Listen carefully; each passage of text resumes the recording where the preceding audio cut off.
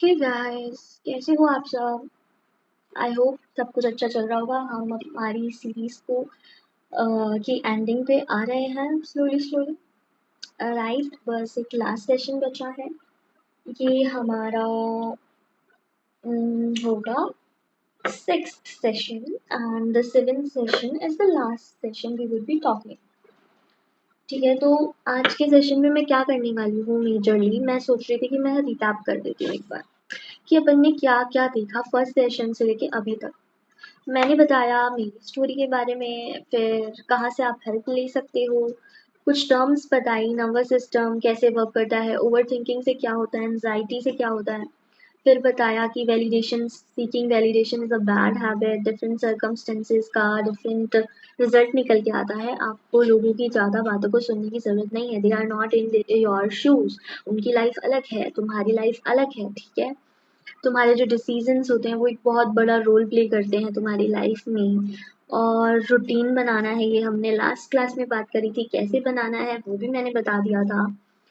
This was the whole summary, but I just remembered a day before when I was reading this book.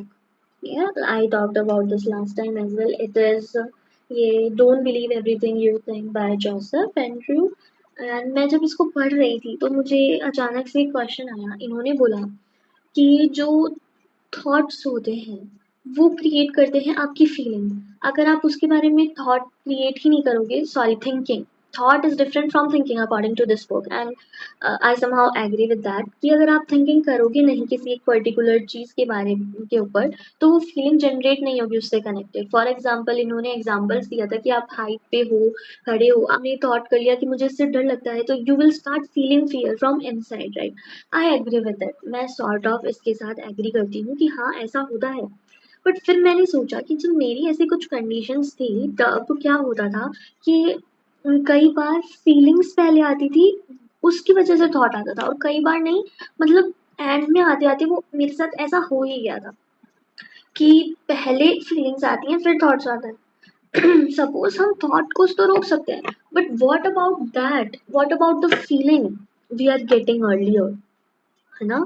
तो मतलब उस feeling को कैसे रोक सकते हैं? इनने तो पूरा बुक में तो डाल दिया अपना इस पे कि थिंकिंग पे है तुम्हारी। मेरा एक्सपीरियंस क्या था जो मैं शायद तुमको बताना भूल गई, कि मेरी जो गट थी, स्टमक थे, उसमें है ना एक अलग सी फीलिंग होने लग जाती थी ऑटोमेटिकली, जिसका कोई रीज़न नहीं था। फिर उसका रीज़न ढूँढने के लिए मेरे को कुछ-कुछ करना पड़ता था और वो फीलिंग आते ही मैं परेशान हो जाती थी। इट्स नॉट लाइक कि पहले मैंने सोचा फिर वो feeling I, it was like कि पहले वो फीलिंग आई फिर मुझे सोचना पड़ा। सो ऐसा ही मैं कुछ कर रही थी, तो फिर मैंने जेमिनी से पूछा कि तुम मुझे बताओ कि थॉट्स आते हैं फिर फीलिंग्स होती हैं, या फीलिंग्स होती हैं फिर थॉट्स आते हैं, क्या है मतलब इसका सीन? तो जेमिनी ने मुझे बताया कि इस पे बहुत बड़ा डिबेट है साइंस के ऊपर, साइंटिस्ट ने, बायोलॉजिस्ट ने बहुत बड़ा डिबेट कर रखा है, कोई भी नहीं इतना बता पाया है। ये उसी क्वेश्चन की तरह है कि पहले अंडा आया या मुर्गी।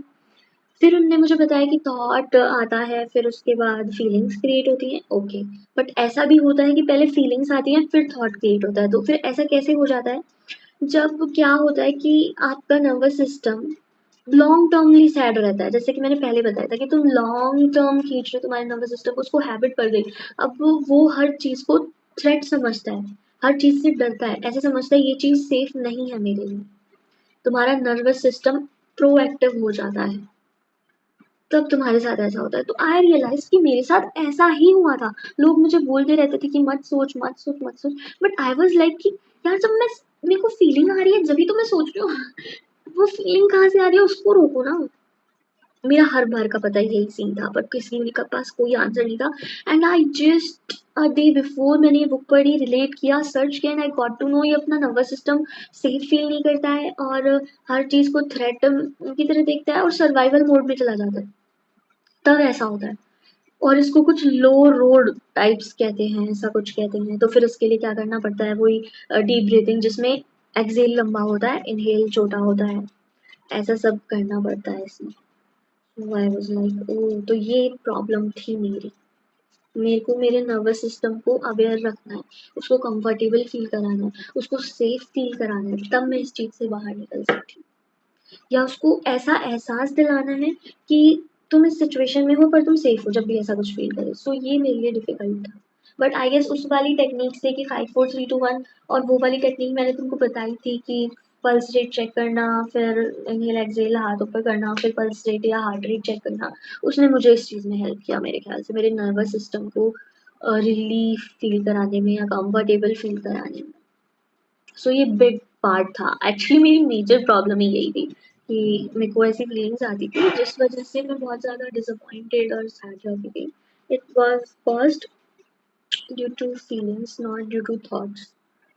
सो दिक्कत थी फीलिंग की वजह से थॉट जनरेट होना, ना कि थॉट की वजह से फीलिंग जनरेट होना।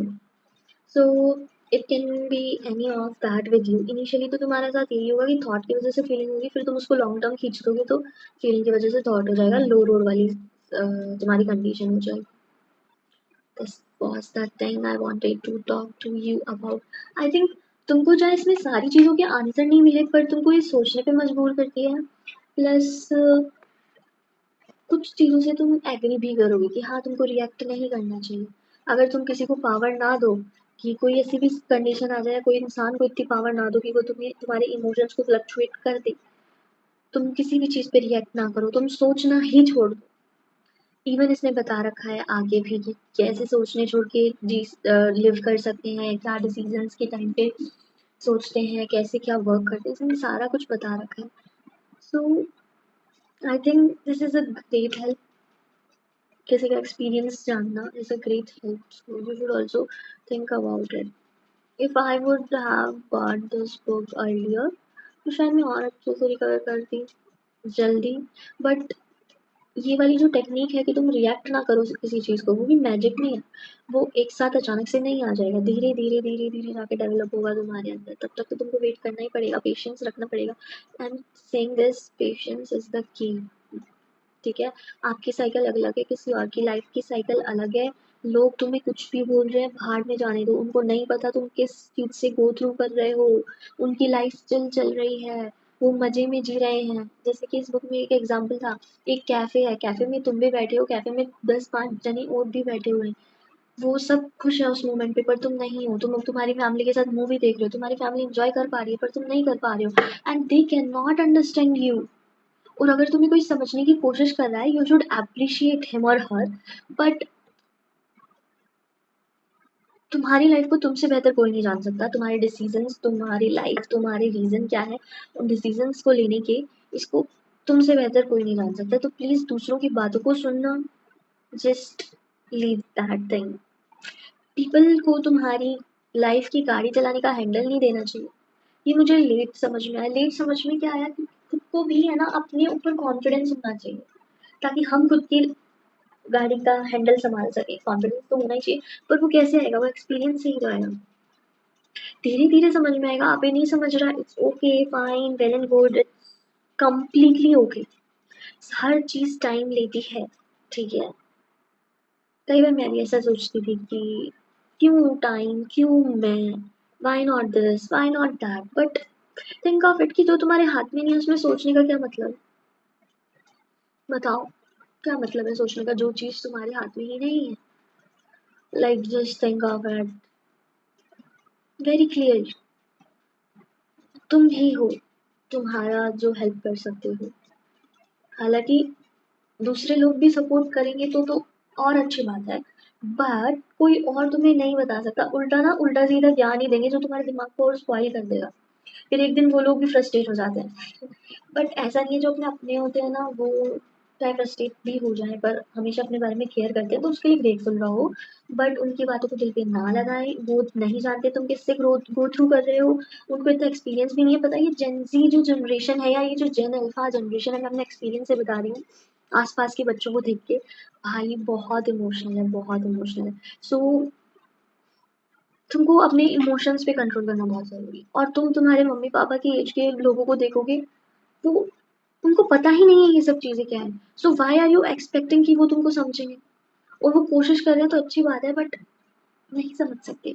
जैसे मेरा ही एग्जांपल ले लो, बहुत अंडरस्टैंडिंग फैमिली एंड सब कुछ वेरी गुड था, गुड है इवन। बट कभी कभी ऐसा हो जाता है, उनका कहना again and again, B strong, सोचो मत, तो उनका ये जो बोलना था ना वो ऐसे चुभता था कि लाइक मैं खुद को खुद ही डिस्ट्रॉय कर रही हूँ, ऐसा फील होता था, मैं जानबूझ के कर रही हूँ, ऐसा फील होता था मुझे। बट ऐसा नहीं है, ठीक है, तुम ही जानते हो कि तुम जानबूझ के अपनी लाइफ को खराब नहीं करोगे।